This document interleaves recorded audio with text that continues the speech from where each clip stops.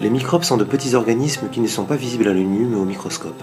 Ils peuvent pénétrer dans ton corps, se multiplier et provoquer des maladies infectieuses. Les deux types majeurs de microbes sont les bactéries et les virus. Mais c'est quoi les différences entre les bactéries et les virus?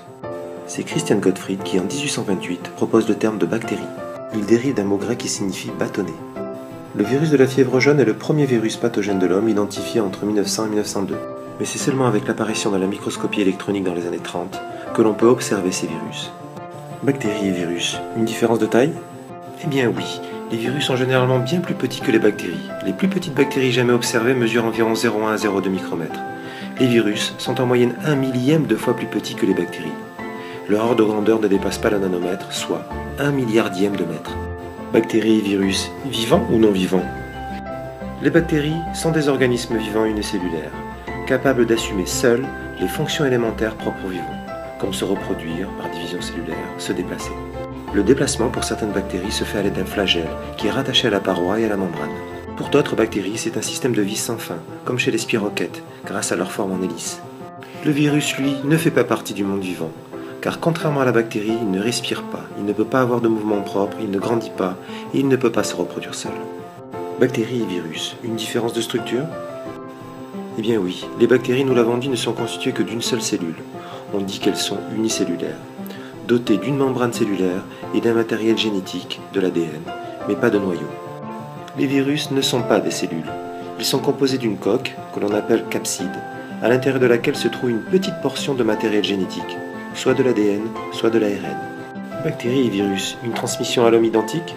Il n'y a pas de différence de transmission entre bactéries et virus à l'homme.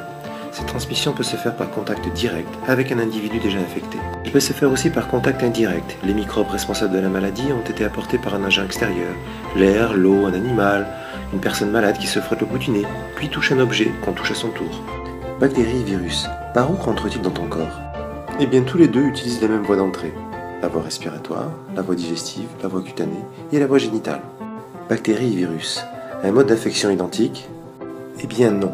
Et c'est le point principal qui différencie bactéries et virus. Les bactéries pathogènes se multiplient rapidement dans ton corps, par division cellulaire toutes les 20 minutes. Il faut pour cela que toutes les conditions soient réunies. De la nourriture, de l'eau, et une température comprise entre 20 et 40 degrés Celsius, soit la température du corps. En 12 heures, une seule bactérie peut ainsi être à l'origine d'une population de 69 milliards d'individus.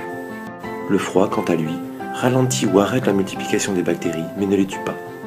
Les virus, eux, sont des parasites, qui ont besoin d'une cellule hôte pour se multiplier. Les virus se collent à la membrane de tes cellules. Ils pénètrent à l'intérieur, puis libèrent leur matériel génétique. C'est ce matériel génétique qui va forcer tes cellules à fabriquer des centaines de copies du virus qui vont s'accumuler à l'intérieur de celles-ci. Et c'est le nombre élevé de copies du virus qui va finir par faire mourir d'épuisement tes cellules ou les faire éclater. Dans les deux cas, les cellules hôtes vont mourir en libérant de nouveaux virus. En quelques jours, le corps est envahi par des millions de virus.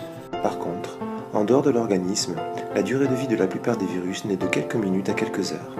Bactéries et virus, quels symptômes provoquent-ils? Eh bien, pour l'un comme pour l'autre, c'est de la fièvre, une fatigue et un malaise général. Bactéries et virus, uniquement pathogènes? Quelques milliers d'espèces de bactéries ont pu être identifiées à ce jour, et la majorité sont inoffensives. Les bactéries jouent par exemple un rôle essentiel dans la fabrication du fromage, du yaourt et du beurre. Les bactéries acétiques, elles, jouent un rôle dans la fabrication du vinaigre. Le corps humain héberge près d'un millier d'espèces bactériennes différentes. Seule une cellule de notre corps sur 10 est réellement une cellule d'Homo sapiens. Cela représente jusqu'à 1,5 à 2 kg de notre corps. Par exemple, la sueur est l'aliment idéal pour de nombreuses bactéries qui se trouvent sur la peau sous nos bras. Lorsqu'elles consomment notre sueur, ces bactéries produisent des composés chimiques odorants qui sont responsables de notre odeur corporelle.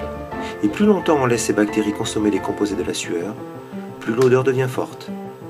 Évidemment, quelques bactéries sont pathogènes et entraînent l'apparition de maladies comme la peste, la tuberculose, le choléra, la syphilis, mais aussi des maladies comme l'otite, l'amygdalite, la pneumonie, la bronchite, la sinusite, etc. Sur une très grande variété de virus, seules 200 espèces sont pathogènes pour l'homme. La majorité des maladies virales sont bénignes, comme le rhume, l'angine, la grippe. D'autres présentent une gravité certaine, l'encéphalite, la mononucléose, la varicelle, le sida, les hépatites, la variole, les fièvres hémorragiques. Enfin, certains virus jouent un rôle dans le développement de tumeurs malignes et de cancers.